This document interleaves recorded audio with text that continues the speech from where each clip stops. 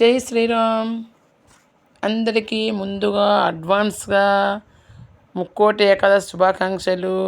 రేపటి దినం ముక్కోటి ఏకాదశి సందర్భంగా నడువూరు రామాలయంలో మహిళా భక్తులందరూ సేవ చేస్తున్నారు. పూలు తెచ్చారు, బంతిపూలన్నీ కుట్టి కష్టపడుతున్నారు. చూడండి, సేవ చేస్తున్నారంతా నడివూరి మహిళలంతా.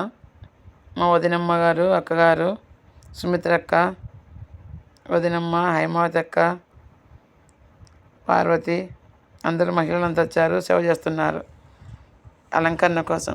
విష్ణుమూర్తి అలంకరణ ప్రియుడు కదా. రేపటి విష్ణుమూర్తి ఆలయాలన్నీ కితకితలాడుతూ ఉంటాయి. ప్రతి ఒక్కరూ రేపు స్వామిని దర్శించండి. ఉత్తర ద్వార దర్శనం ద్వారా వెంకటేశ్వర స్వామిని దర్శనం చేసుకుంటే చాలా మంచిది. ఒక సైడు ఆలాపన సంగీతం నేర్చుకుంటున్నారు చూడండి మా వాళ్ళంతా. శివమ్మ కీబోర్డ్ వాస్తుంది. కంఠకృషి డాక్టర్ ఇమాములు.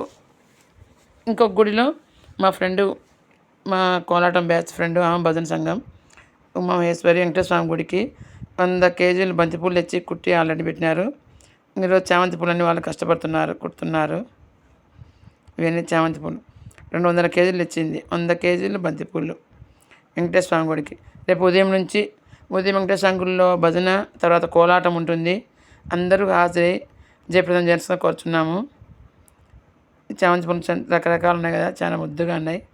నడువు రామాలయం గుడి అలంకరణ అయిపోయింది. అందరూ నందిని వచ్చేసి ముగ్గులన్నీ వేసింది. పసుపు బొట్టి దోసం అలంకరణ అంతా అయిపోయింది. అందరూ ఆ విష్ణుమూర్తిని దర్శించండి. మా వదినమ్మ అలసిపోయింది పాపం, ఉదయం నుంచి కష్టపడి. నందిని వచ్చి బాగా అలంకరణ చేస్తుంది, బాగా అమ్మాయి. అలంకరణ అయిపోయింది. ఇప్పుడు నైటు నడువు రామాలయం. రేపు నైట్ అంతా తెల్లవారు భజన ఉంటుంది. అందరూ ఆ స్వామిని దర్శించి ఆ స్వామి కృపకు పాత్రలు అవ్వదని కోరుచున్నాను. ఉమా బొగ్గుల ఛానల్, ఎర్రగుంట్ల. మా ఛానల్ ఇంకా చూడని వాళ్ళు చూసి ఆదరించండి. మరొక్కసారి అందరికీ వైకుంఠ ఏకాదశి శుభాకాంక్షలు.